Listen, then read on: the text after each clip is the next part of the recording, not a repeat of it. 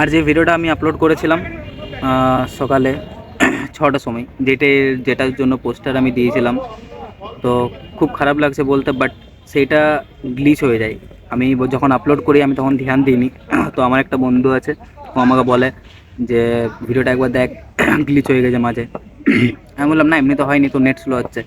দিয়ে আবার যখন ট্রাই করলাম, মানে চেক করলাম, ওর পর আমি যখন নিজের ফোনে চেক করলাম তখন দেখছি যে না, সেম প্রবলেম হচ্ছে, সেম জিনিস হচ্ছে। তো আমি ভিডিওটা আর আপলোড করতে পারলাম না, ডিলিট করতে হলো আমাকে।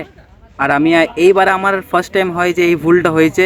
আমি যখন ভিডিও এক্সপোর্ট বেরিয়েছি, মানে আপলোড করার পরে আমি ফুটেজ কী করেছি, ডিলিট করে দিয়েছি, উইথ রিসাইকেল বিন থেকে ডিলিট করে দিয়েছি, কারণ আমার একটা স্টোরেজের প্রবলেম হচ্ছিলো সেটার জন্য। বাট জানি না যে এই জিনিসটা প্রবলেম হয়ে যাবে। ইউটিউবে যে ভিডিওটা আপলোড করা হয়েছিল সেটাও পুরো গ্লিচ হয়ে গেছিলো, সো সেটার জন্য আমার ডিলিট করতে হলো। আর এই আমি কন্টেন্ট আমি আর মানে আপলোড করতে পারবো না, আমার কাছে কন্টেন্ট কিছু নেই। আমাকে আবার সেই জায়গায় যেতে হবে, পাহাড়ি বাগানে, যে লোকেশনটা আমি পোস্টার দিয়েছিলাম।